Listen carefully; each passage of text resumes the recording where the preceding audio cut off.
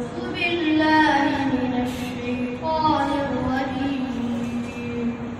بسم الله الرحمن الرحيم. أقم الصلاة لطلوع الشمس إلى غسق الليل وقرآن الفجر إن قرآن الفجر كان مشهودا ومن الليل فتهجد به نافلة لك عسى أن يبعثك ربك مقاما محمودا وقل رب أدخلني مدخل صدق وأخرجني مخرج صدق واجعل لي من لدنك سلطانا نصيرا وقل جاء الحق وزهق الباطل إن الباطل كان زهوقا وننزل من القرآن ما هو شفاء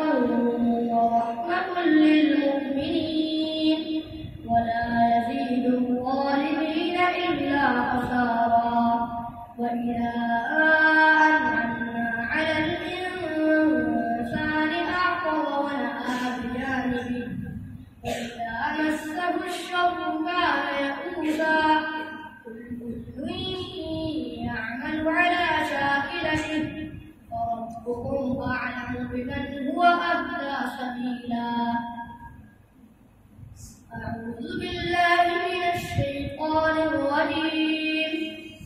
يا أيها الذين آمنوا اتقوا الله ولتنظر نفس ما قدمت لغد واتقوا الله إن الله خبير بما تعملون ولا تكونوا كالذين نسوا الله فأنساهم أنفسهم أولئك هم الفاسقون.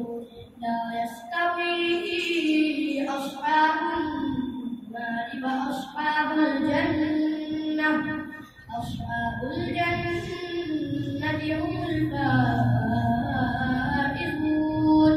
لو أنزلنا هذا القرآن على جبل لرأيته خاشعا متصدعا من خشية الله وتلك الأمثال نضربها للناس